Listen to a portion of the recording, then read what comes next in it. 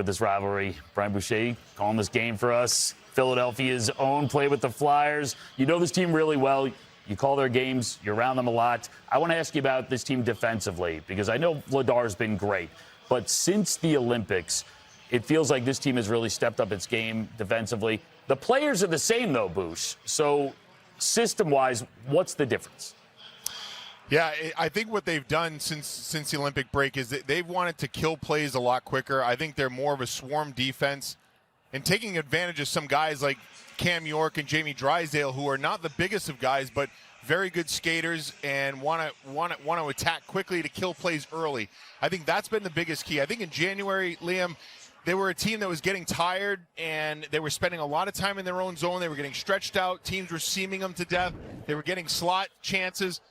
But since the Olympic break, they've found a way, like right away, use your legs, go kill a play, get some help, outnumber people, and then out you come. And I think it's really helped the Flyers out big time. They're spending less time in their own zone, not giving up as much quality, and the numbers are proving to be that. And Vladar has been very good. Ersson is well down the stretch, but Vladar here in this series has found his confidence, and it's been a much different-looking Flyers team than we saw in January. And Bouch, it's Hank here. You're talking about Vladar. He's been extremely good. Is it just confidence, or can you see something in his game or structure in front of him that really helped him play the way he's playing right now?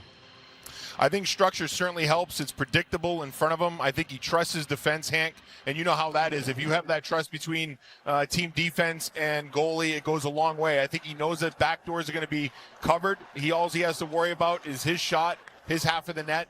And on top of that, though, I think you can't discredit the amount of confidence that he's playing with. And you and I know that when you get rolling, it feels good. You know more than I do in that regard. But you know when you're feeling good, you can start to do things that you never thought of. And I think for Vladar, if you look at his numbers here down the stretch, I mean, he was one or fewer, I believe, in 7 of the last 14 games. That's pretty remarkable stuff from their goalie.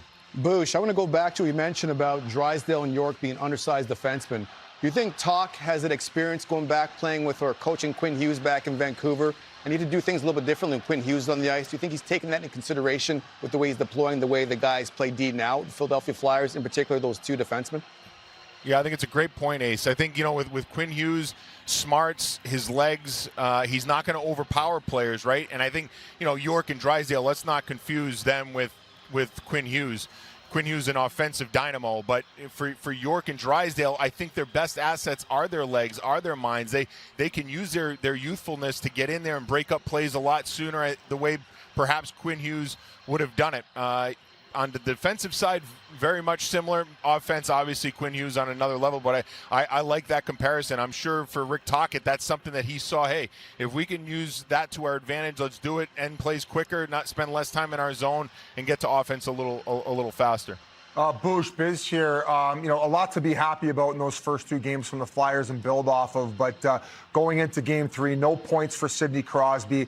Does anything change focus-wise? And what do the Flyers expect or anticipate from 87 on the other side? Well, I expect a big game from Crosby here tonight. I think the line change that the Penguins made late in Game 2, where they put Raquel up on the left wing with Crosby and Rust, I thought it paid dividends. I know they didn't score, but if they had another 5 to 10 minutes, I think they were going to find a way to get 1 or 2. I think that's going to make a difference here tonight. Crosby's got unbelievable numbers against the Flyers, particularly here in Philadelphia. This guy's not going down without a fight. He's going to go down swinging. I expect a real desperate group from Pittsburgh here tonight. Brazeau comes in on the third line, a little bit of size and heaviness. He's scratched. He's not happy. I expect some snarl from him. This is going to be a big desperate group, but I think Crosby being with Raquel and Russ, that's going to be a big difference here tonight for the Flyers to have to match up against. And Bouch, just a quick follow-up. Home ice advantage obviously being huge here for a matchup. Should we expect to see Sanheim and Ristolainen all over that top line? Absolutely. I mean, either one. I mean, I think they prefer to have Sanheim and Ristolainen, but I think they're comfortable with York and Drysdale without question. But it's going to be a lot of Sanheim and Ristolainen here tonight. And if they can get Couturier out there against Crosby as well, the matchup. I know Tocchet doesn't want to be so concerned about matchups because it takes guys out of the flow, but if he can look for it, he will definitely do it. Bouch, thanks so much for your time. Really appreciate it. And now you get to do your actual job. So appreciate you covering for us here in the Have a good call, Bouch. Have a good call. Great to be with you. All right. See ya. All right, Brian.